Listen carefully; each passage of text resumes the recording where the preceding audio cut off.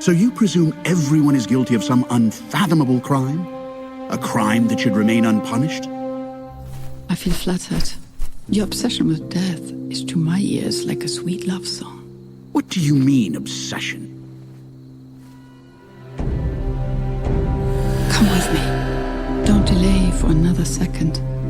Being alive in this world brings you more unbearable pain and suffering than those who wish to sleep forever, even as you try to extend life beyond my sweet embrace.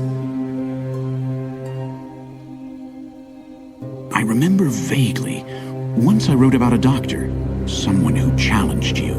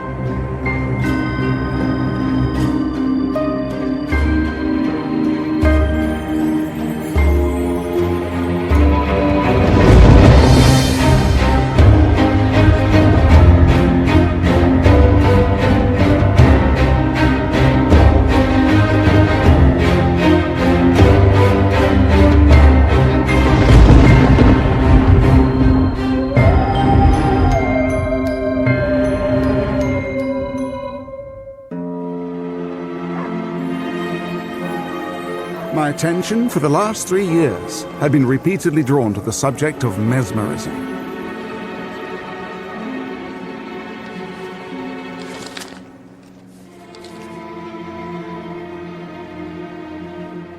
In Boston, a 13-year-old child under hypnosis could diagnose his own illness, one which his own doctors could not determine. And in India, a paraplegic placed in a similar hypnotic state managed to take some steps. Imagine, Mr. Valdemar, the progress that mesmerism offers to science. My friend, I respect your enthusiasm, but for my part, I can't disavow my skepticism about the future of hypnosis. A table is waiting for us at the Black Swan. In addition, it seems that no person has as yet been mesmerized in articulo mortis. What a great testimony will that be, witnessing the transition between life and death. My friend, if you promise to change the subject, I'm ready to volunteer myself to this experiment at the time of my death. Really?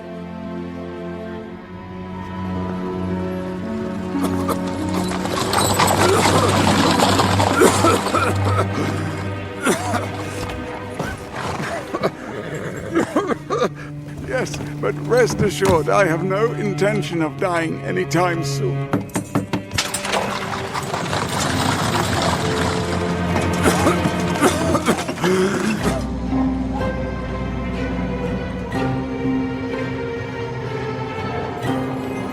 It is now rather more than 7 months since last time I talked with Monsieur Valdemar.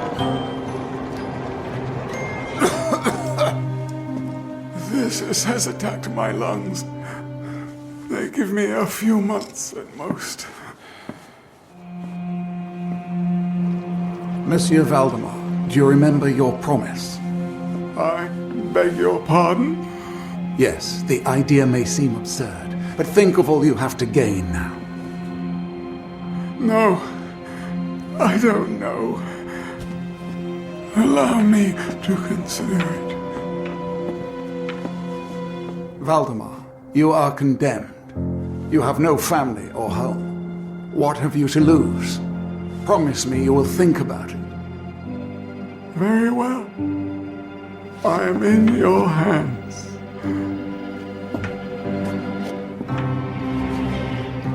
It was finally arranged between us that he would send for me about 24 hours before the period announced by his physicians as that of his decease.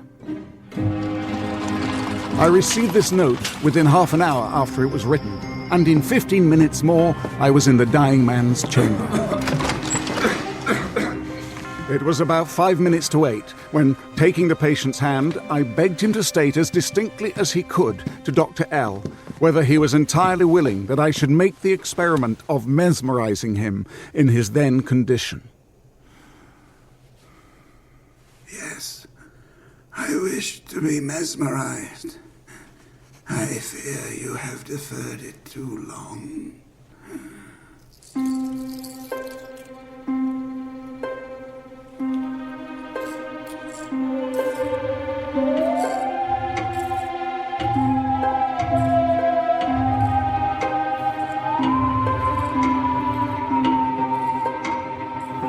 At 5 minutes before 11, I perceived unequivocal signs of the mesmeric influence.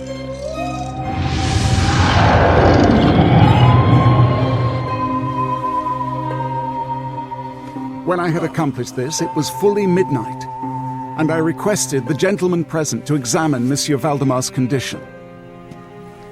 The patient's extremities were of an icy coldness. Still, the general appearance was not that of death. Monsieur Valdemar, are you asleep? Yes, I am asleep now. Do not wake me. Let me die so.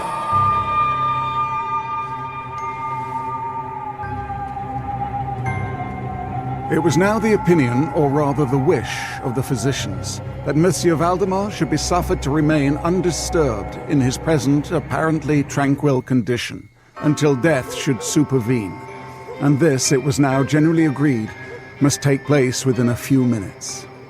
I concluded, however, to speak to him once more. Monsieur Valdemar, do you still sleep? Yes. No. I have been sleeping, and now...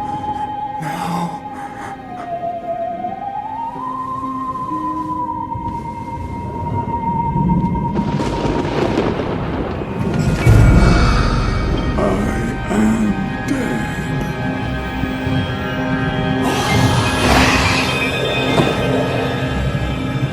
It was evident that, so far, death, or what is usually termed death, had been arrested by the mesmeric process.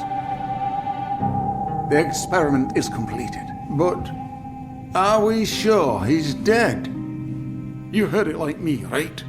Is your scientific mind restricted by that which you can only see or hear yourself?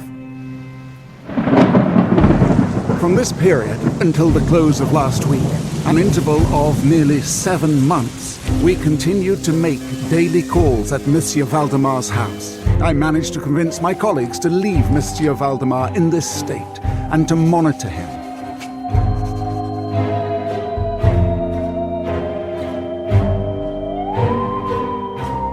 First, we confined ourselves to simple daily observations. But soon, we were obliged to face the facts. Gentlemen, we are not advancing our work. These observations are too superficial. You still wish to dissect the subject like a laboratory animal? Without going that far, we can engage in some light tests. You're mistaken. Hey, what are you suggesting, Dr. L? Well, we could always let it be.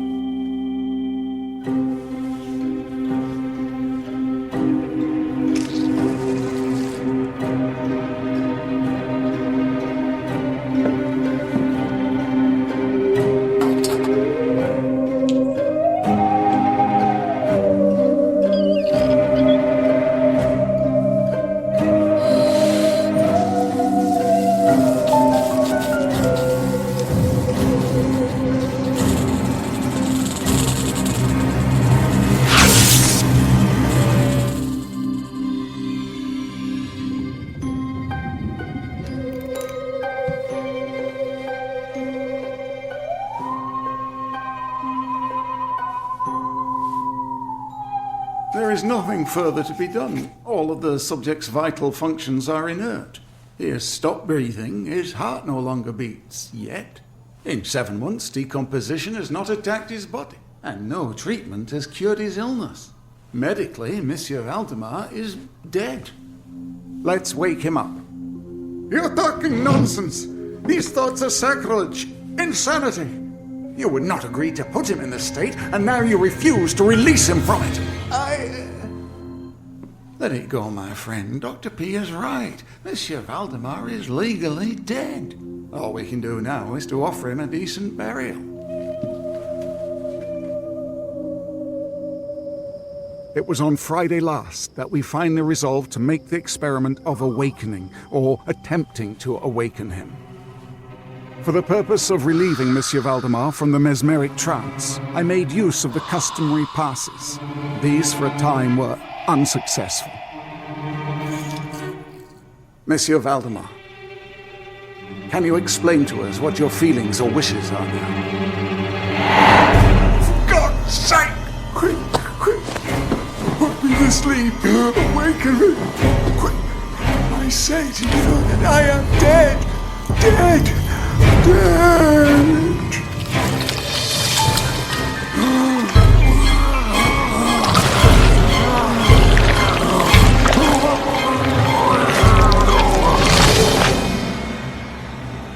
For what really occurred, however, it is quite impossible that any living human could have been prepared.